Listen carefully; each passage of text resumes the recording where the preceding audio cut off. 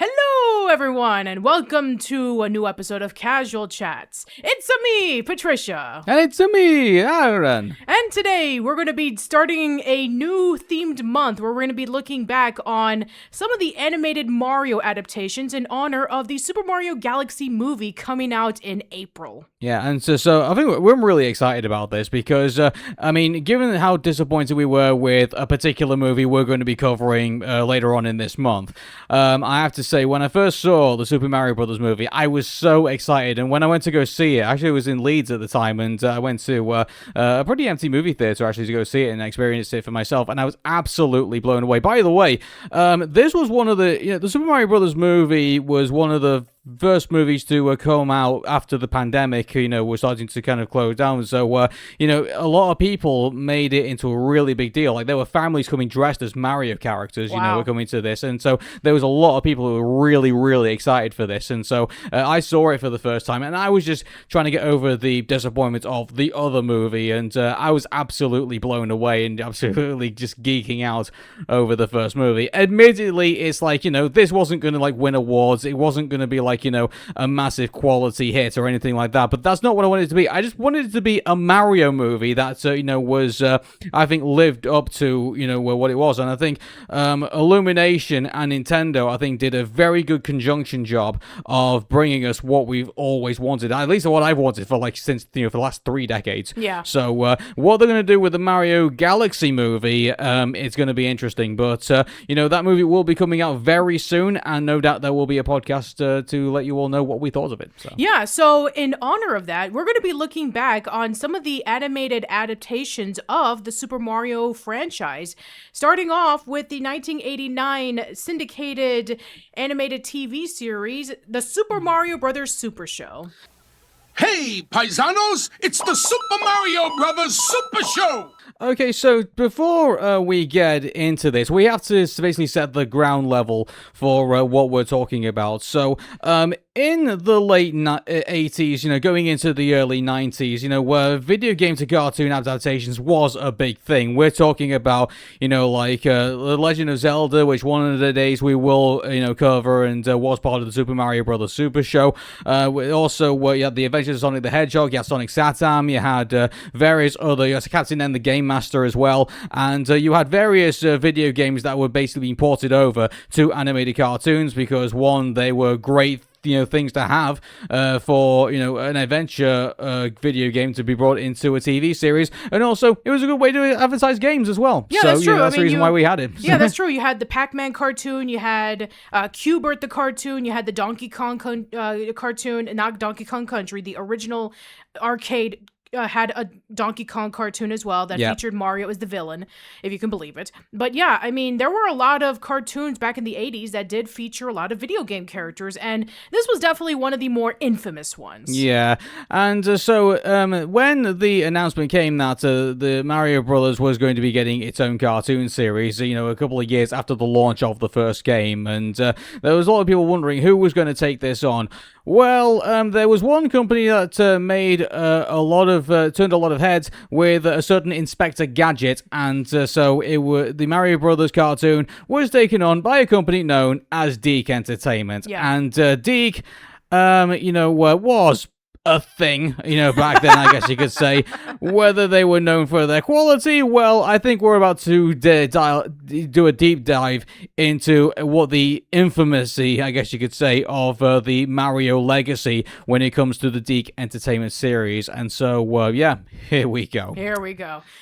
Yeah, so the Super Mario Brothers Super Show actually breaks it down into several segments. You have the live-action segments where you have Captain Lou Albano as Mario and Danny Wells as Luigi. And just before we get, what a random pairing for, our Mario and Luigi. You have a wrestling manager that came from the World Wrestling Federation and who effectively was a heel. He wasn't a good guy. How on earth can this guy play as Mario? But funny enough, he actually does hit it out the park, and does his best best to actually do, a good live-action Mario, and to the point where he will actually, make himself up to actually look the part as well. So, I mean, you can definitely say he somewhat tried his best with the limitations that he had. I mean, keep in mind, he was working under DiC Entertainment at the time, which were obviously not known for their quality. And then you had Danny Wells, who himself, before he came into this role, did have a good resume of, acting roles. And so, he tried to do the best with what he had to do. But again, it was, I guess you could say that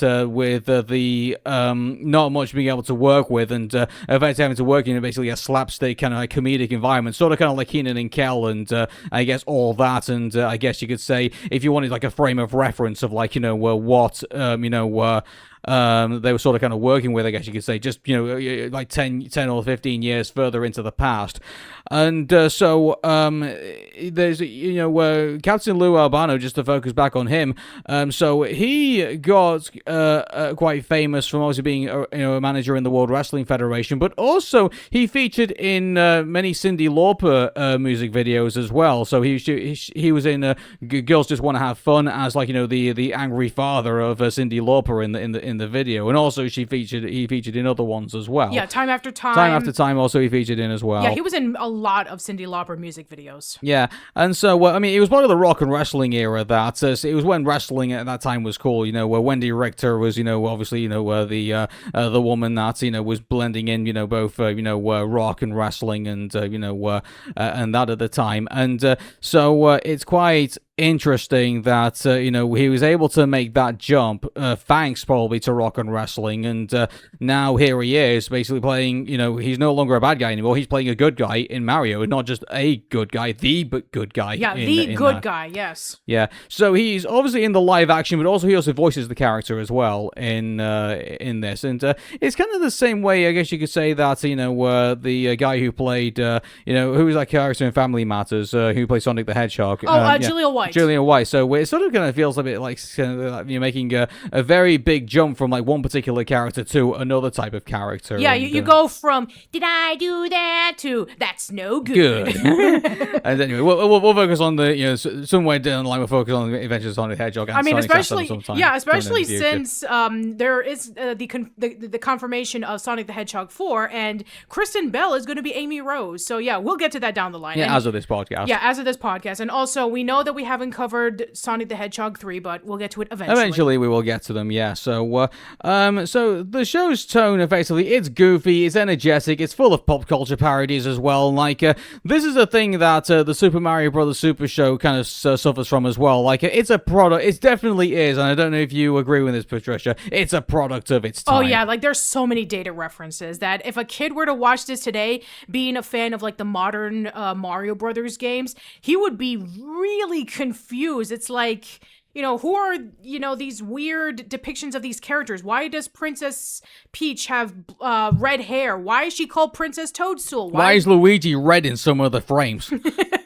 Like, it's just, yeah, there's also another thing that's also that DiC Entertainment is not known for as well. Like, it definitely is its quality. There are just so many errors that are made on the screen in regards to the animation, and the only thing that seems to stay consistent seems to be the live action things, but, you can't really, like, go wrong with live action in that way as well. No. So, I guess maybe we start off with, like, maybe live action, parts of it. This is very confusing because the live action part of the Super Mario Bros. Now, keep in mind, this isn't like Dog City where, like, the live action sort of kind of blends in with the animation from time to time, and like, where the live action characters, interact with like the animated characters, like on the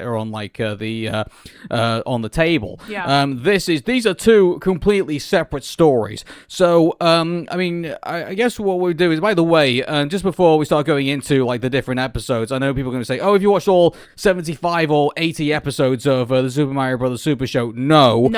What we've done, we have to apologize everybody, because we've got a lot of content coming up this year, and so in fact we're not even through DreamWorks Dragons all the way through at the moment. I think we're only up to like season 2B or something like that, I think, at the moment. Yeah, so we got a lot of like other stuff to cover as well. So instead of like covering every single episode like we've done in the past, what we've done is we've taken what we consider, not even the most popular episode, probably the more infamous episodes, I guess you could say, of the Super Mario Bros. Super Show, Super Mario Bros. 3, and Super Mario World, and we're going to discuss them at length. Okay, then. And probably at the end, we're going to tell you why they're probably that popular.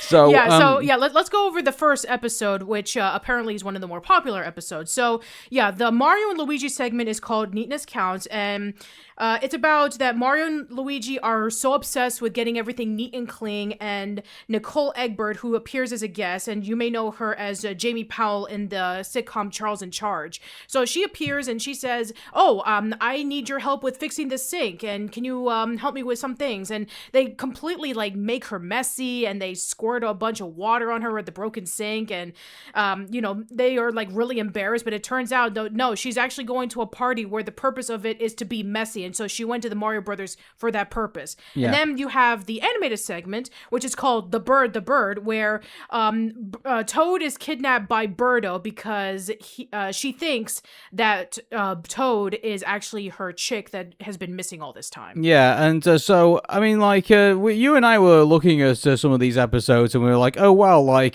they've actually repeated some of, like, the synopsises, throughout, between Super Mario Bros. Super Show, Mario 3, and Mario World. Yes. Like, some of these stories, unfortunately, are the same, and I think that's also another part of this week, but it just recycles storylines. Well, yeah, I mean, if it was done by a different company, like maybe one was done by DiC and another one was done by Nelvana and something like that, maybe it would have been a little bit different, but because they're all done by the same company, it does feel very samey. Yeah, it does, and that's kind of a shame, really, because I really was hoping that, we're revisiting Super Mario Bros. Super Show. I remember, like, we had, like, the massive VHS tape that had, like, 3 hours worth of Mario episodes on it, and I remember it having, like, a lot more variety than it is. Now that I come back to it, like, several decades later, by the way, I've not watched the Super Mario Bros. Super Show since I was a child. Yeah. Now that I come back to it, it's like, wow, some of these stories are just the same thing over and over and over again, just with different styles or different worlds. Yeah. Yeah, like, and also, unfortunately, some of the premises are just kind of like the same again, like, it's either,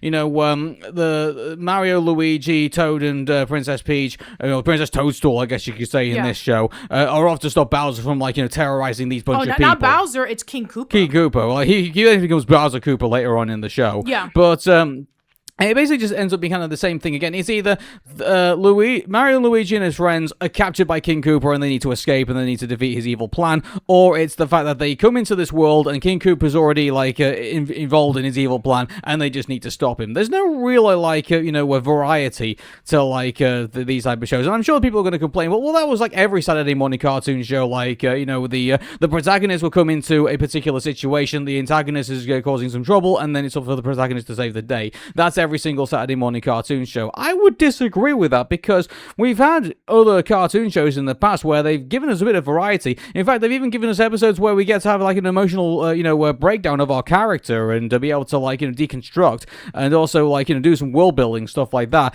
There's nothing like that in here in Super Mario Bros. Super Show. Nothing whatsoever. Not even close. No. And yeah, I mean, here's the thing. The reason why they're focusing on Mario, Luigi, Princess Toadstool, and Toad is because the newest game at the time was Super Mario Brothers 2. And we're talking about the American version, not the Super Mario Brothers The Lost Levels. Yeah, exactly. So we never got Mario Brothers 2 officially here in the Western world. It wouldn't be released until the Mario Brothers All-Stars game that's on the Super Nintendo, which I really should have put in this Nintendo console, but I put Super Mario World in here instead. So yeah, but for the most part, yeah, so Super Mario Brothers 2, the American version, was the newest Mario game at the time.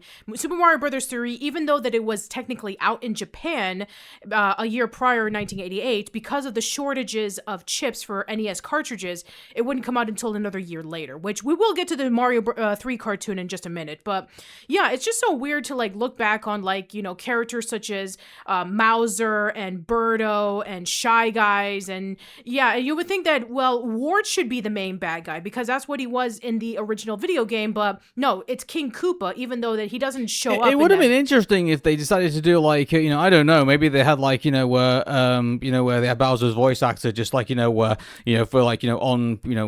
contract for every single episode of the show. I don't know. Keep in mind, I mean, it's I keep forgetting his name. Paul, what was his name? He was Bowser. He was actually, funny enough, the guy who plays Bowser in this actually plays he plays a guest character in Beetlejuice. Harvey Atkin. Harvey Atkin, yeah, and Harvey Atkin does a really good job as King Koopa, by the way. Yeah. If anything, I think him and Captain Lou Albano, I think, basically carry, the Super Mario Brothers Super Show as best as they can. Yeah, and then you have Jeannie Elias, who is Princess Toadstool, and some people may know that she is the voice of Carl Foutley in As Told by Ginger, and there was that funny rumor, like, when the original Super Mario Brothers trailer for the Illumination film, they thought that an Easter egg of Jeannie Elias playing as the customer who called the Mario Brothers plumbing service was actually her, but no, it didn't turn out to be that way. Oh, that was a shame. They should have done that. That would have been great. That would have been great. Yeah, exactly. So, anyway, focusing back on this show. So, I mean, it's like I said before, like the first episode that we saw. Also, I would say that the guest star in the live action. I was looking at who.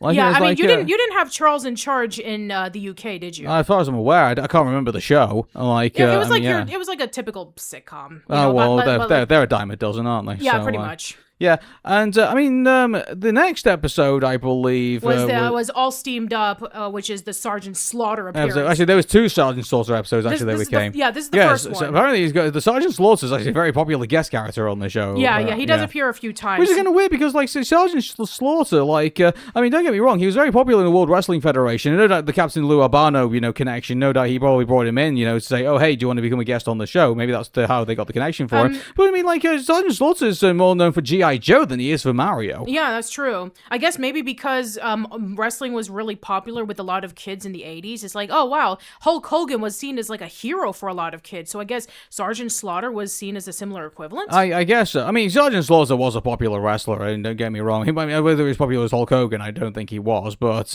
I mean, like, it just feels kind of weird that, you have such a very interesting collection of guest characters. And by the way, we haven't seen all of them yet, so I don't know every single guest star who was on Super Mario Brothers Super Show, but we had people like Magic Johnson surprisingly was in it. But mind you, the problem is that they couldn't actually get him live in the studio. It's like they had to have him as a hole in the wall, and they just put a camera on him, and then they just got some guy who to put an arm through to interact with Luigi. Yeah, I thought that was so cheap. I thought why couldn't you just get him? I mean, as far as I'm aware, I think they did actually film the live action segments in California, and I mean, why couldn't they just get him out for that at the time? I don't know. I don't know. I mean, if they could get Magic Johnson alongside with Pee-wee Herman for the Pee-wee's Playhouse Christmas special, why couldn't they get him in Super Mario Brothers Super Show? I don't know. Maybe he was out at the time, and they just had to rush him to a nearby studio just to film these segments. I guess know. so. Maybe. I mean, I guess that's the best explanation I can think of. Yeah. But yeah, that. So yeah, you have the Sergeant Slaughter segment where he brings in a steam-o-matic that's completely broken, and so he calls Mario and Luigi to fix it. Then you also have the cartoon segment, which is called Butch Mario and the Luigi Kid, and yes, it's a Western episode parodying Butch Cassidy and the Sundance And this Kid. is something else you see in the Super Mario Brothers Super Show as well. Like, it's either we're out in the West, we're out in Rapland, we're out in Sewerland, or we're out in space or something like that. And every single one of them's either a parody of something else. We've seen parodies of by the way, this wasn't an episode that we saw, but there's parodies of it. There's a parody of Indiana Jones, and he's called Indiana Joe. Oh yeah, that's the infamous episode where he literally doesn't have a face. Yeah, exactly. And so I guess they were just too lazy to animate a face for him, I guess. So, I mean, it's funny because, they also, you just get random plot points where it's kind of there's this one where they do a parody of Mad Max, where, everyone is out, riding, in these randomly built, cars and stuff like that. And then they said, oh, hey, well, they're after the spaghetti, the giant cement truck full of spaghetti sauce. And yes. It's like, what? It's like they didn't know, what to do with this show, effectively. It's like, okay, well, we've got Italian plumber, so let's put in loads of spaghetti and pizza and spaghetti sauce jokes. Let's oh hey, it's got Koopas and turtles in it, so let's put in some turtle jokes in it and that. And they couldn't really focus past the boundaries at all, and they just decided to look at what's in front of them. Instead, let's just make a bunch of jokes about what they are, rather than kind of there's no feeling in this show. You don't know the emotions of the characters, you don't any motivations about King Koopa himself. It's funny because there's a lot of episodes where they focus like on, oh hey, we're gonna find a final way of defeating Bowser, defeating King Koopa, and it ends up being kind of like goes to nothing really. It just ends up being kind of like just another episode of the show. Yeah, because and it's such a cheap way to get you to watch an episode. Because like, oh wow, we found an ultimate solution to whatever's going on in this show, and we were gonna do some lore on it, and then it just comes to nothing, and it just ends up being like another part of the show. I hate that. It's so disappointing. I don't understand why you do episodes like that. Well, it's to lure the kids in, obviously. It's like, will they capture King Koopa next week? We'll tune in and find out in Super Mario Brothers Super Show. It's funny because, there's other cartoon shows that do it. I mean, one example that comes to mind is the Dreamstone, where, Lord Zordrak, the Lord of Nightmares, you find out about his backstory, about why he is what he is, and you find out that, spoilers, by the way, that is if you ever watched the Dreamstone, is that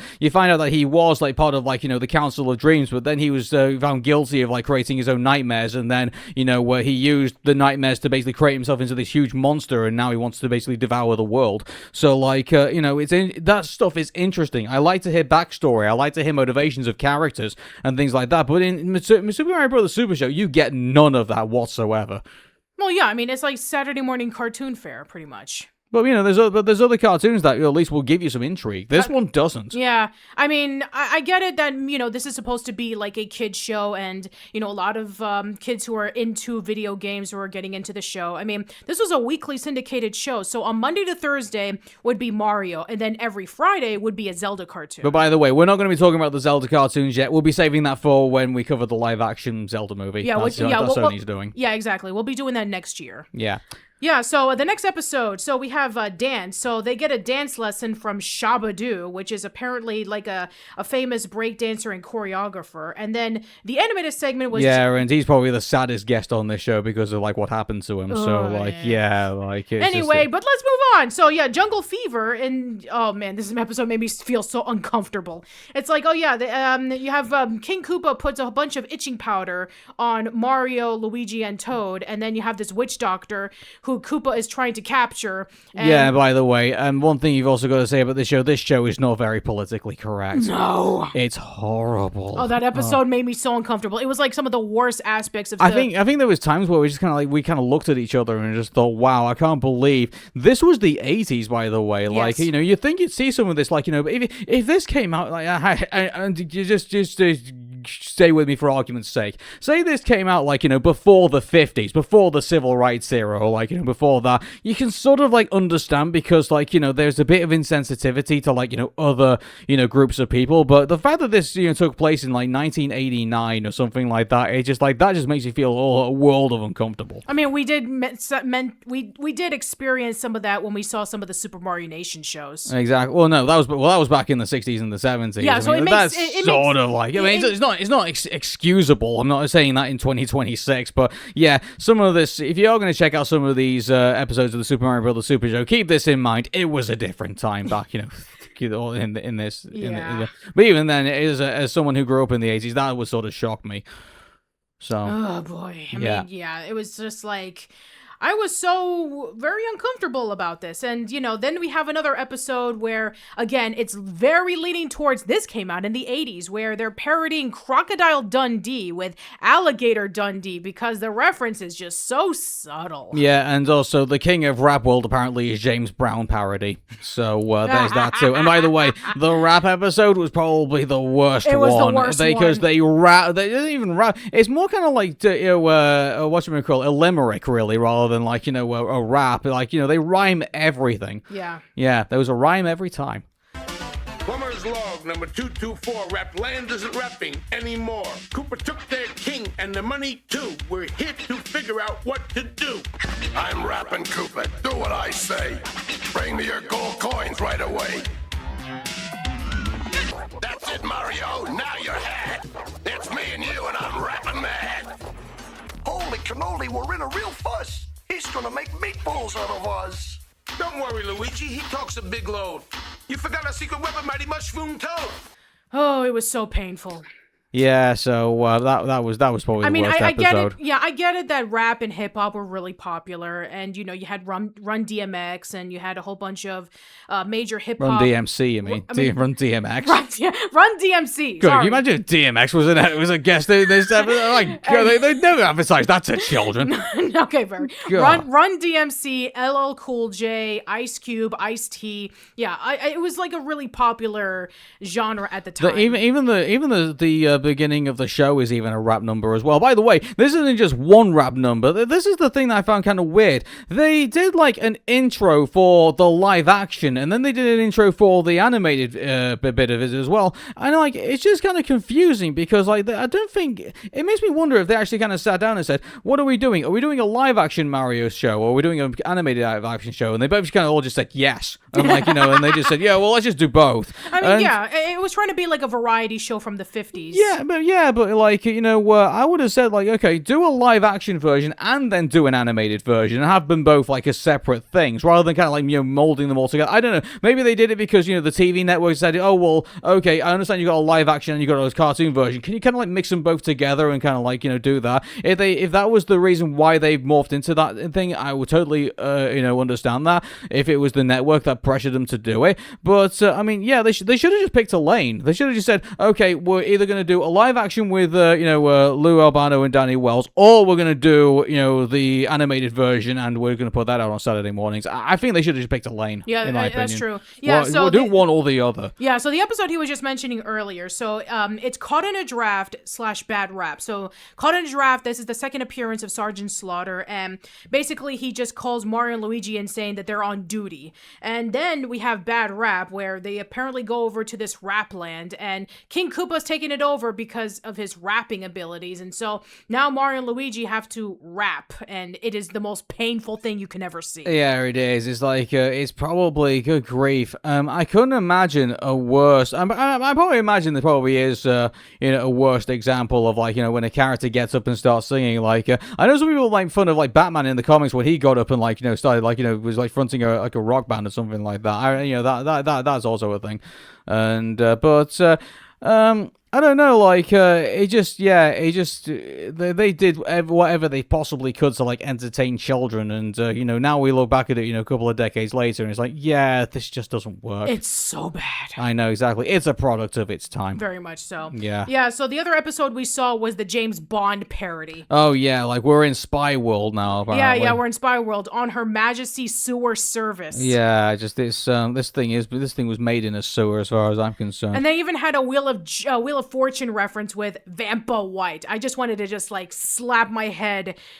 Was that actually her in the episode? No. Oh, no, it wasn't. Okay, then. If it was her, I'd be surprised. Well, yeah, like... no, I doubt it was her, but still, it's like, I just wanted to just, like, scream, because it's like, why? Because it was popular at the time, that's why. They were pulling every rabbit out of the hat at this point, weren't they? Yeah. Like, they were putting Bowser in, like, such silly costumes, and, like, we're not saying they were doing everything else with the other characters, but it's like, there was no way that they could keep this contained. Like, it always had to be parody of something else. It was tons of parodies. Yeah, including like when we mind you, we haven't even got to like the Godzilla episode yet. Oh God. Exactly. Yeah. Anyway, but yeah, they're in the live action segment of that episode. They also throw in a 2001: A Space Odyssey where they had the equivalent of a HAL 9000, where it basically just made them a whole bunch of different pizzas. Yeah, it was making like screwball pizzas, so screwdriver pizzas and things like that, and like all sorts of stuff, and.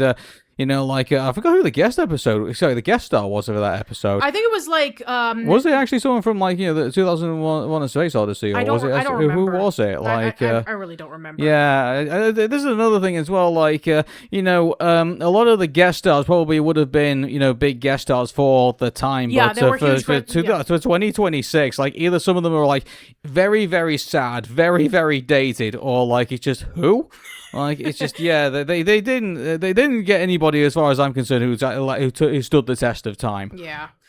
And then, again, you were mentioning earlier, so you have the Toad Warriors, which is the Mad Max parody. So instead of oil, which was a major resource that everybody fought for, no, we're going to use spaghetti sauce. Yeah, because spaghetti sauce apparently is a big thing in this. Like, again, like, they had no imagination outside of, like, whatever the tropes were for these characters.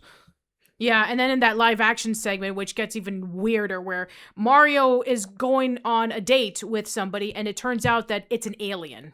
Mm-hmm. And Yeah, and this is not like an endearing one like Rosalina from the Mario Galaxy movies, where, I mean, she wasn't an alien, but she was from space. But yeah. no, this is just as weird and just as creepy. It's just like I don't understand, when I guess you kind of understand because they were trying to like do whatever they could to like entertain people, but they all just sort of fall fat really, like, and they just look really silly. Yeah. Like we're getting it's very hard to get any enjoyment out of this really. Yeah. And then, what other episodes did we watch? Well, the other, I guess we haven't finished the other one, the Alligator Dundee thing. So that was the live action segment where Alligator Dundee is going after this alligator that's in the sewers where Mario and Luigi reside, but it turns out it's their pet.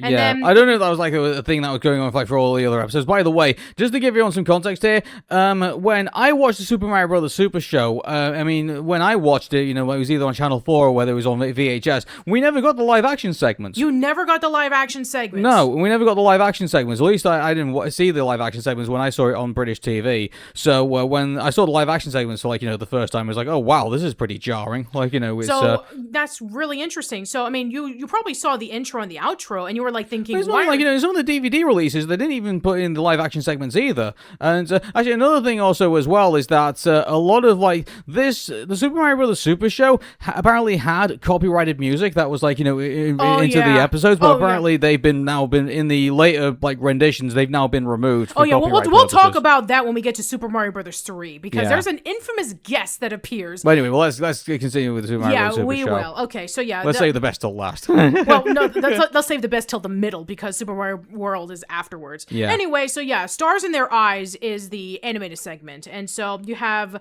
This is a pretty dark one for this particular show where Mario, Luigi, Toad, and Princess Toadstool are in a different planet, and King Koopa has enslaved these people, and so they work hard to set them free. So it's slavery. But again, we've seen this before. So King Koopa walks in and just starts terrorizing people, and it's up to Mario and Luigi to save the day. There's not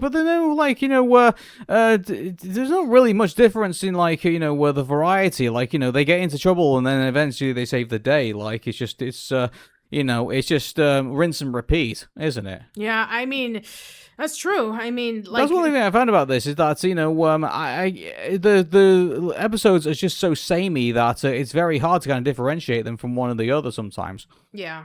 And it's sad, too, because, I mean, I can tell that they were, trying to take whatever little source material that they had and they try to work with it. I mean, you only had, the first 2 NES games, and they're not known for stories. I mean, one of them is a very simple plot. You have, these 2 plumbers who rescue a princess from a turtle king. And then the second one, you have, the 2 brothers, the princess and Toad, who are fighting off these different worlds for the different creatures, and they fight off war in the end. And then it turns out to be a dream. It's like, how do you take those 2 video games and adapt them into a TV series? Yeah, and it didn't work. Look at what we've ended up with. Yeah. So yeah. Yeah, so, I mean, those are the episodes that we saw for Super Mario Brothers Super Show, and to be quite honest, I mean, it didn't impress us. And at the very end of it, you get Captain Lou Albano basically dancing like this, saying, and this is apparently the Mario dance, apparently, so you... swing your arms from side to side, come on, it's time to go do the Mario. But then, he's take one step and then again. Let's do the Mario all together now. It's not much of a dance, really, it's just all you're really doing is kind of turning like a 22-degree angle. It's not really much. There is a rumor going around. I don't know if this is true or not. Apparently, Captain Lou Albano was drunk whilst he was doing these segments. Really? So that's my understanding of it. Now, whether it's true or not, I don't know. But I mean, given the fact that wrestlers were doing also people behind the scenes in professional wrestling were doing all sorts of substances, I would not be too surprised if that was anyway. By the way, there's one thing we also have to mention as well. There's this really infamous segment of Captain Lou Albano basically saying that if you do drugs, you go to hell before you die.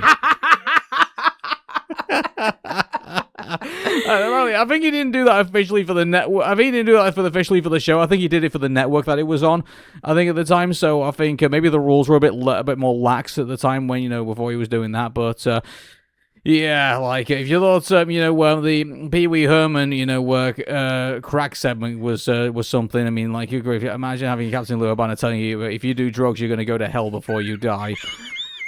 At least the reason why Pee-wee did that PSA was because it was part of his sentence. Part of his sentence, yeah. And, but why did Lou Albano do this? I have no idea. He must have been under the influence of something himself, maybe. Again, I don't know. We're speculating at this point. So that allegedly that he, did that, but whether we actually whether we actually know that or not, we have no clue. But that's the rumor going around. Oh my God. Yeah.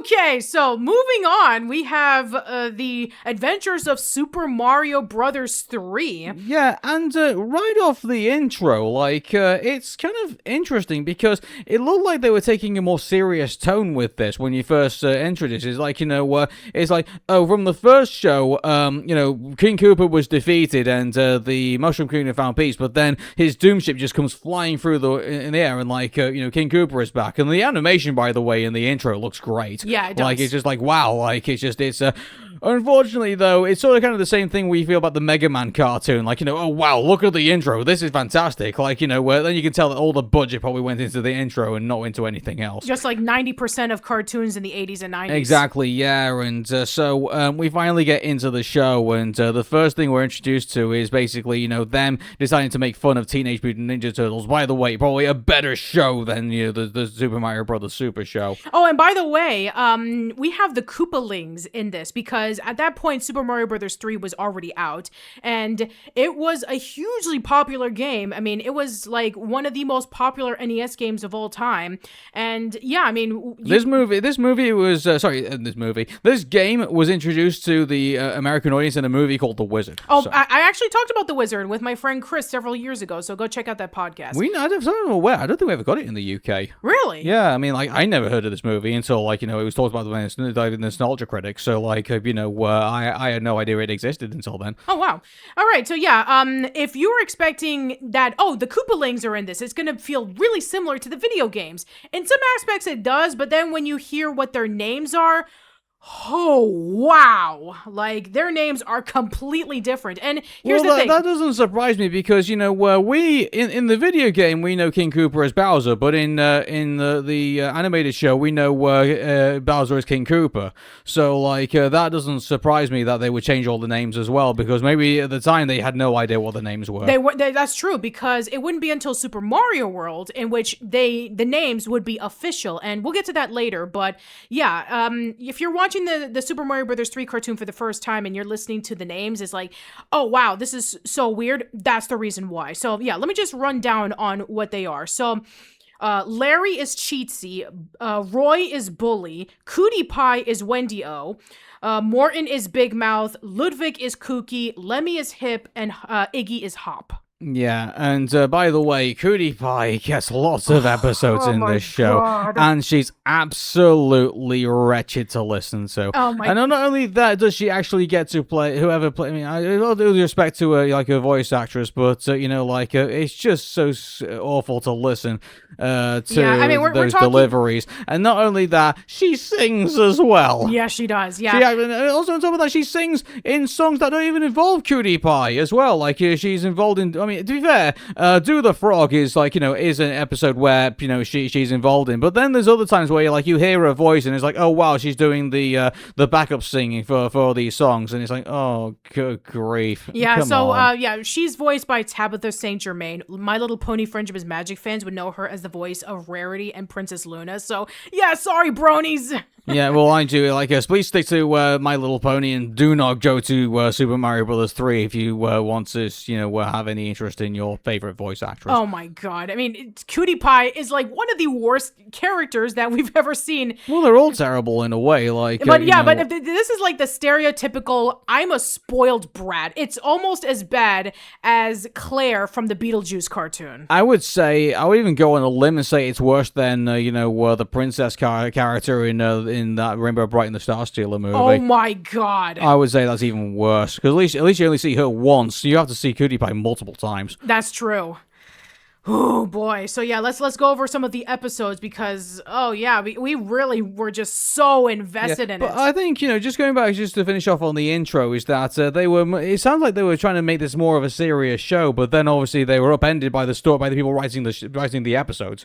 Like, because the intro is a lot cooler than the first Super Mario Brothers movie by a long mile. Yeah. And then the outro, I think, is actually a really cool song to go out on as well. Sure. But it sounded like to me like they wanted to be doing. I think at the time, they knew that when more action-packed, more serious like shows were like getting the attention of people. Like some of the animes also were creeping in as well and were grabbing the attention. Like kind of like Dragon Ball Z and Centurions and all those action. I remember the Power Zone and Cartoon Network. That was a massive hour of of action-packed shows that they were giving to people at the time. And I think maybe they were catching on to that point and thought, oh, we need to put more action, we need to put more excitement into the intro and the outro, but they absolutely fumbled the episodes, and let's just talk about them, shall we? Okay, then, yeah. So, the first episode, as Aaron mentioned, is Sneaking, Lying, Cheating, Giant Ninja Koopas. Yeah, and gee, I wonder what they felt sour over at that time. Imagine making an episode that, was saying, basically says out loud how much you dislike your competition. Like, that's what this episode was. And by the way, we're going to talk about this probably at the end of this, but why is this episode so popular amongst the internet community? Because it's used as a basis for YouTube poops. That's why. Yeah, it's absolutely, yeah, and by the way, there's nothing to really write home about this episode. It's a terrible episode. No, I mean, it's just basically that King Koopa gets his wand and he turns 4 of the Koopalings into giants. They go over to Giant Land, they kidnap the prince over there, and they turn him into a poodle. And it makes a lot of sense because in the Super Mario Bros. 3 video game, that's what King Koopa does. He goes around into the different lands, change the kings into animals, and it's up to Mario or Luigi, depending on who you're playing as, to change them back to normal. I mean, it does stick with the video games, but man, does it do it in a stupid way. Yeah, it does, and also it adds unnecessary characters as well. Like, we're introduced to this parrot character that, is, we're giving us, a lament of, having to leave his birdcage behind. And it's like, just get on with this episode. This is the thing, the DiC Entertainment seems to love loading their episodes with characters we just do not care about or we just absolutely despise. And, I think they probably do that because they want us to root for, Mario, Luigi, Princess, and Toad. But, I mean, if anything, it may, just because you put in some mid characters and, in that, and then you just make some worse characters underneath for, either the characters to make fun of or to look better than them, then you're sort of you're really missing the point of how to make an entertaining product. You don't see anything entertaining in this whatsoever. Yeah, and also this is a different interpretation of Mario and Luigi because they're voiced by different actors. So Walker Boone is the voice of Mario, and he would be in the Super Mario World cartoon as well. And Tony Rosato is Luigi, and then you have Tracy Moore as Princess Toadstool, and Tracy Moore is the very first Canadian voice actress who voiced Sailor Moon. This was before Linda Valentine. This was before the Viz dub where they brought Stephanie Shea in. So yeah, she's also a very prominent Canadian voice actress. And they kept Harvey Atkin for King Koopa. They kept John Stalker for Toad. But yeah, a lot of the characters are pretty different. Like Tara Strong is in the show where she plays as Hop. And this was when she was still in Canada and she was known as Tara Chardanoff. So yeah, I mean there's a lot of prominent Canadian voice actors in the show. Yeah, but unfortunately they don't do it any justice, unfortunately. No, they don't. No, they don't. And it's a shame really because you look at this and it's you look at the people now who we appreciate, years down the line because they've voiced various other things, but then you realize that, oh wow, look at all the terrible jobs they also did as well. And don't get me wrong, I don't blame them for the reason why this thing sucks. I mean, I sort of say, well, they could have, they needed to do this because obviously they needed to, put some stuff in their resume to, continue on their voice acting careers. But good grief, I don't see how looking at this now, how anybody got any, pleasure or any sort of entertainment or any value out of doing this. The follow-up episode is so bad. Oh yeah, it is. Reptiles in the Rose Garden. So Cootie Pie, it's her birthday, and she wants America as a birthday present. But Sweetums, America's in the real world. I don't care!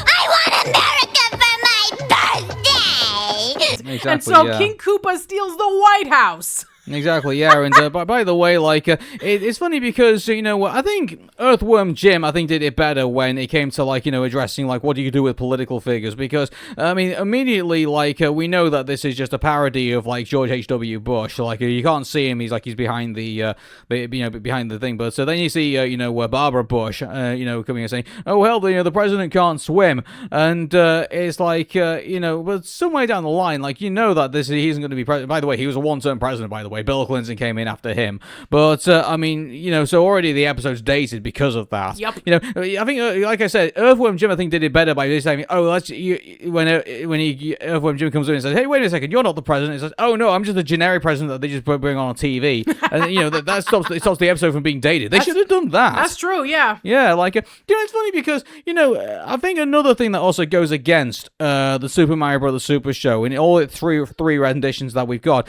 like, a lot of cartoons were now starting to become self-aware. I mean, like, if anything, the Toxic Crusaders probably, like, is a fantastic example of that because, at least, Troma,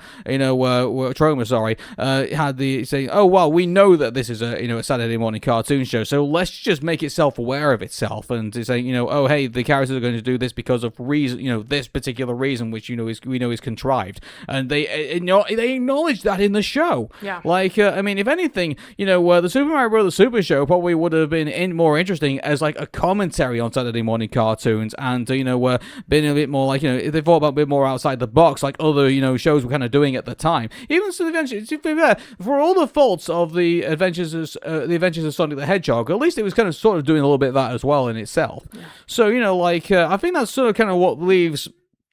I think that's one of the reasons why, the next two shows that we're talking about now, like, Super Mario Bros. 3 and Super Mario World, only effectively got 13 episodes each because, at this point, I couldn't see with the format that they're constantly going time and time again how they could make the show any better. They can't. No, they can't.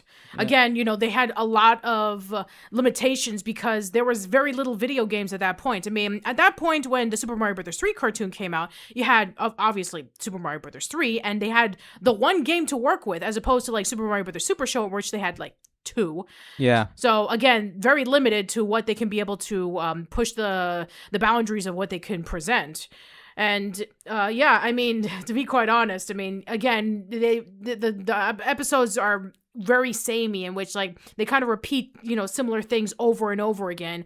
And also some of the things that they did create specifically for the show is really bad. Yeah, exactly. And so it's funny because some people actually say that the episodes in Super Mario Bros. 3 are better in tone and more structured. I disagree with that. Like, from what we've seen from the Mario Bros. 3, I think that these episodes are actually worse than actually the other episodes of the Super Mario Bros. Super Show because they kind of don't do anything different. They kind of just the only thing that they kind of add to this is that we kind of go to Brooklyn a couple of times. Sure. Because we do, and also that we do like these interesting time skip episodes as well, where like there's one episode where we go back in time, and it's the point where Bowser tries to stop King Koopa, Bowser Koopa, I guess you can say, quote unquote. They're starting to merge the names of our antagonists now, where he tries to go into the past to stop the Mario Brothers from ever going to the Mushroom Kingdom, so he can take over. And so then they like turn into babies for reasons, and it just makes no the continuity makes absolutely no sense in that episode. Yeah, so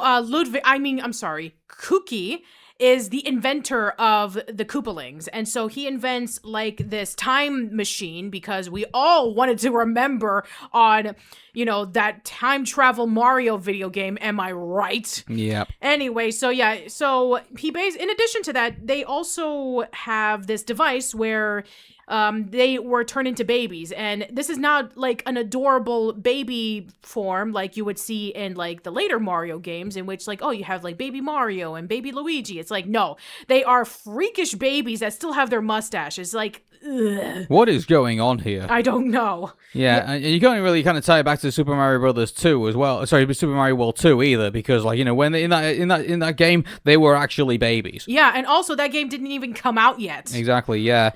So one other thing to notice about, and this is also an ongoing theme also with the Mario cartoons as well. They ship out animation to overseas, and I don't know exactly where on earth in the world these things ended up in, but good grief, the animation it was so cheap. And also, there's no quality control over this as well. There are errors all over the place, with this thing, and they must have pushed it out, tried to get it back as soon as they possibly could, and I don't exactly know, where they ended up, shipping these episodes. A lot of them were over to South Korean animation studios. Also, China and North Korea also did some animations as well. Really? Yeah, they did. Oh my gosh. So which episode? It's funny because there was actually a thing that came out, a couple of years ago, saying it's possible that North Korea may have done animation for some of our favorite cartoons, and we would not have known about it because what they did was they shipped it over to Korea, and then the Korean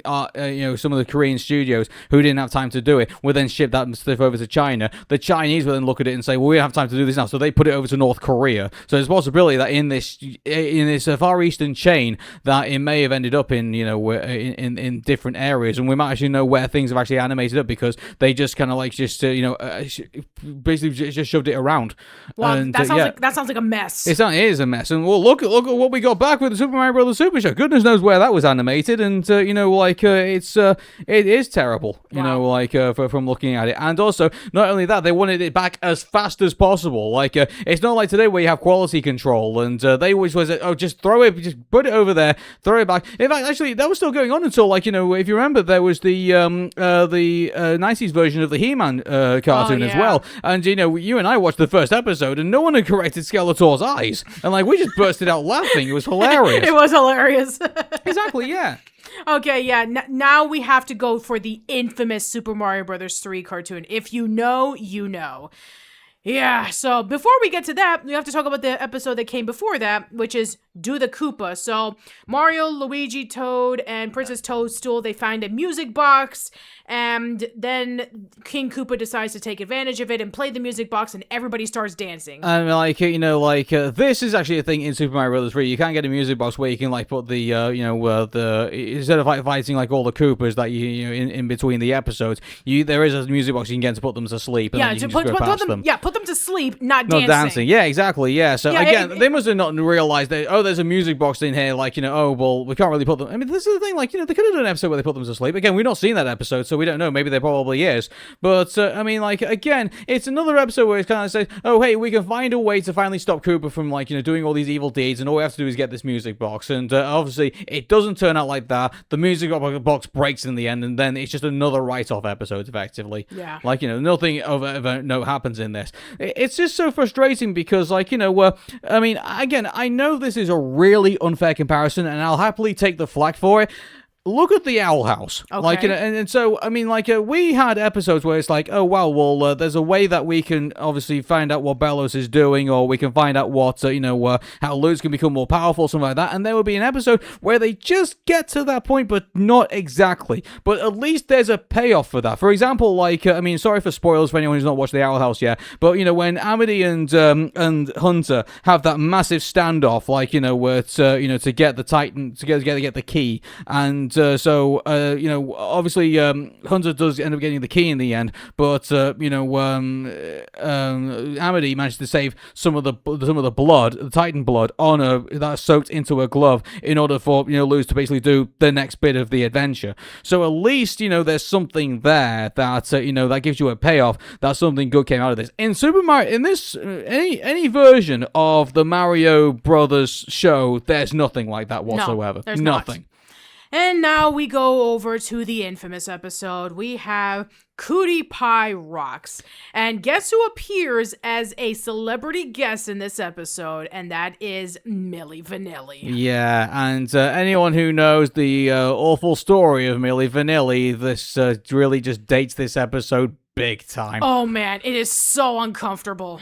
It's funny, they're still on Apple Music here, would you believe? Yeah, that's true. And by the way, that's not a freebie to Milli Vanilli, we're doing a promo for them or anything like that. It's just something when I saw that episode, I was just kind of curious. Oh, are they still doing music? And apparently they are still got collections still available there, despite the fact that the infamous thing that happened to them on stage. Yeah, for those who don't know, so they were on stage for a major award ceremony, and they had won for the best duo singing group. And so then when they were performing their big song that they were very famous for, it turned out that they were exposed for lip syncing, and the voices that were out when they were performing it was not their real voices. I'm sure that you've probably seen parodies of this, like the Hey Arnold episode in which when Phoebe went to go see Ronnie Matthews. It is a huge Milli Vanilli parody.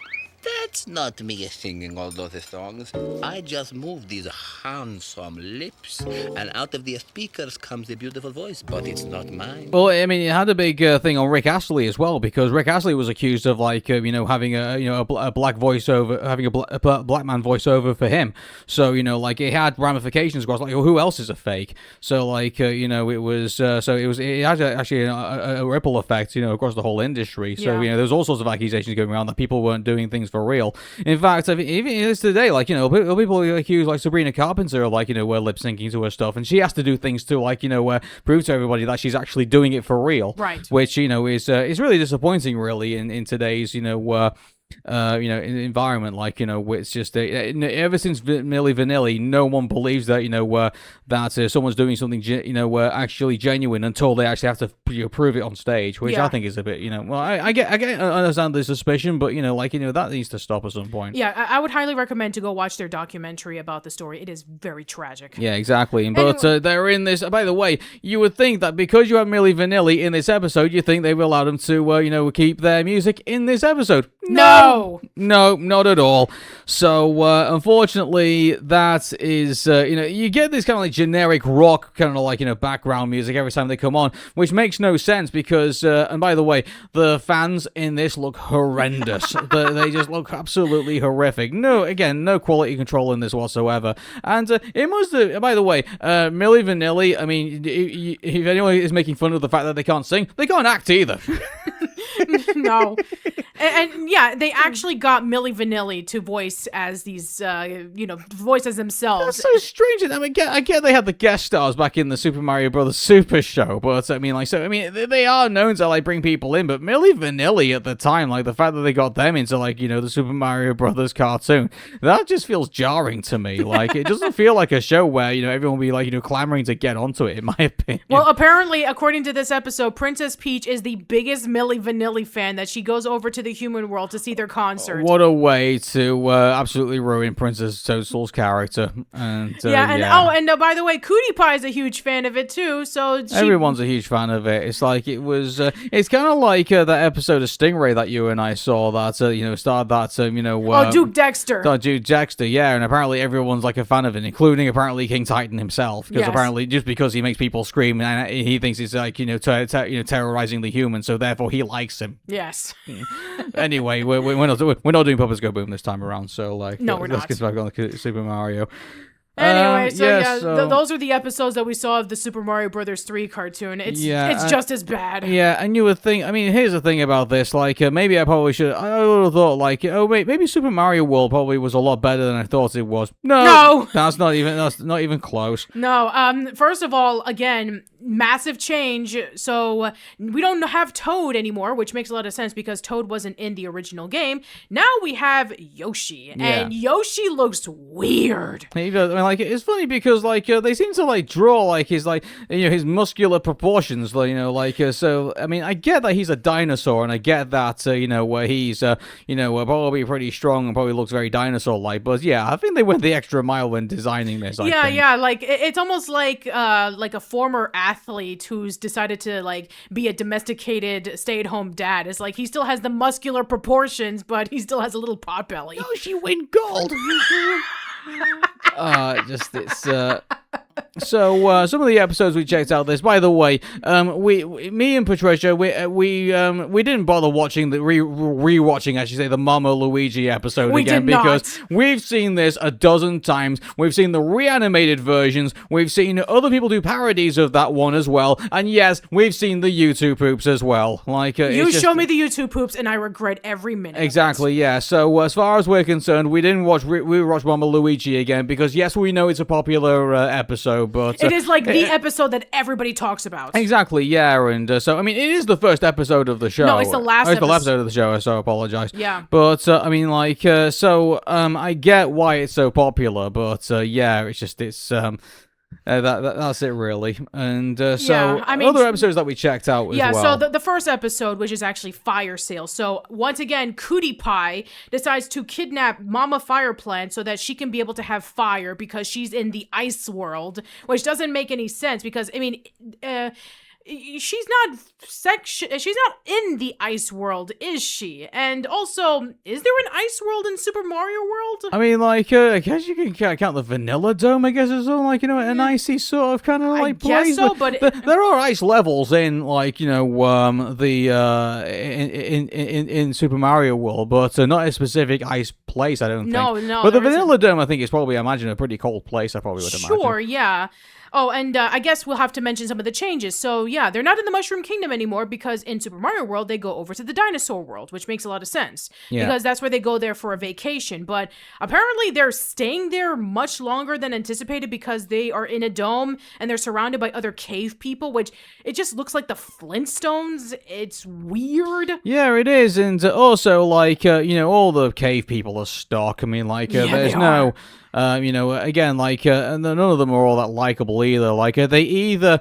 It's funny because they either do King Koopa's bidding, or they get fooled by Koopa to, like, do all sorts of stupid things, or they're like, they like the Mario Brothers or something like that. It's like, there's no consistency to our side characters whatsoever. Like, it's not like the Smurfs where, like, they're all loyal to Papa Smurf and, they're all, like, a cohesive unit. Like, these cavemen, like, they're so brittle. Like, it's just, it's amazing that they even stayed there for as long as they did. Like, if that's the type of neighborhood that I was going to be in, I would have left a long time ago. Yeah, I mean, there is several examples of just how incredibly naive and how easily manipulated they are. Like King Koopa, where... Poopa Scoopa. King Poopa Scoopa. Scoopity poop. Anyway, so you have King Koopa opening up a... Okay, God, that was the worst, wasn't it? Okay. Oh my goodness. Okay, so you have King Koopa who opens up a fast food stand where everybody's just addicted to the food and they all get fat from eating it. And then they all turn into chickens. They all turn into chickens. They all turn into chickens, yeah. Like, apparently, it's like, all he's doing is, like, he's just basically making egg rolls and, like, but apparently they're coming from these birds that apparently if you eat too much of their thing, it turns into chicken. Oh my god. It reminds me of that Courage the Cowardly Dog. The chicken from outer space, yeah. Chicken from outer space. Good grief. Well, mind you, it's a bit... I wonder if that's where they got the idea from. Like, That's a good point. I don't know. Anyway, I know you won't want to get ideas in the Super Mario Bros. Super Show. Good grief! Like, if you're doing any cartoon creator out there, if you're going to first start getting your ideas from the Super Mario Bros. Super Show, just quit. Okay, just like start somewhere else.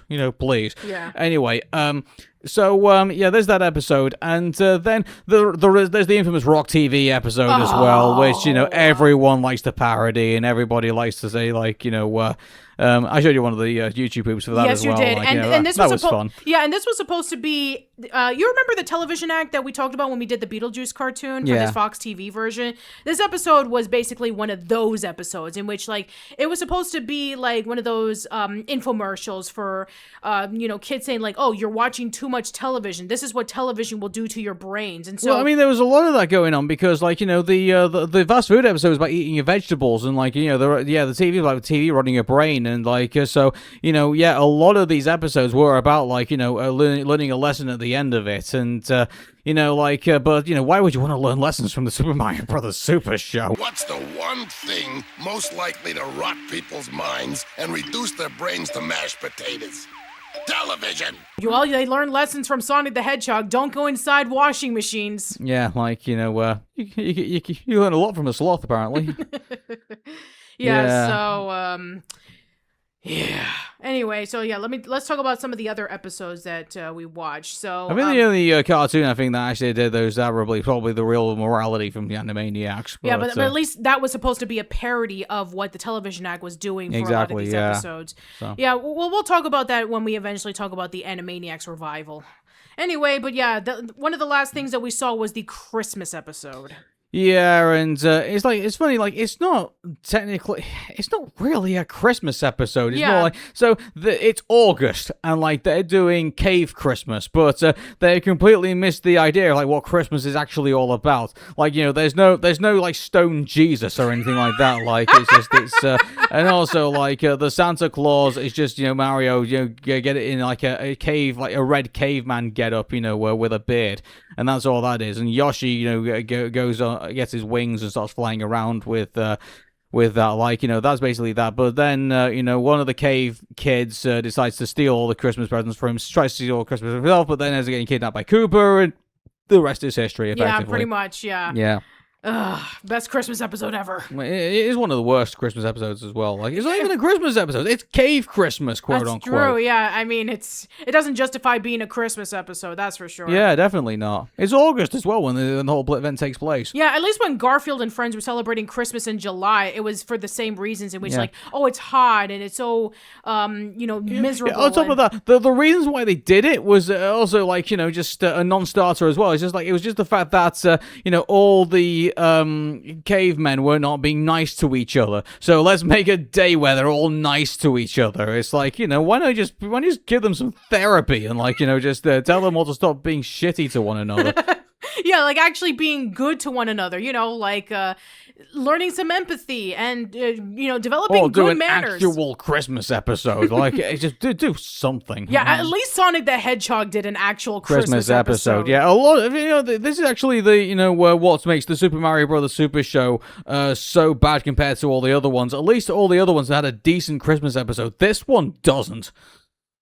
Oh, God. Yeah. Anyway, but yeah, I'm trying to see if there was any other ones that we saw. So, the wheel thing. Yeah, so Mario invents the wheel. And then they make cars, and it doesn't go to plan, and now they're all angry at Mario and Luigi, so they banish them. And then for some strange reason, Ludwig and King Koopa build a giant Godzilla-like car that then goes through the cavemen people, and so they have to get Mario and Luigi back in order to save the day. It's like, mind you, to be fair, at least that was a sort. Mind you, the cave people have like thrown Mario and Luigi under the bus, quite a few times in the Super Mario World show. So if anything, there's no reason to like any of these people so far. I mean, I would be happy if King Koopa just kind of just ran them all down and broke all their bones.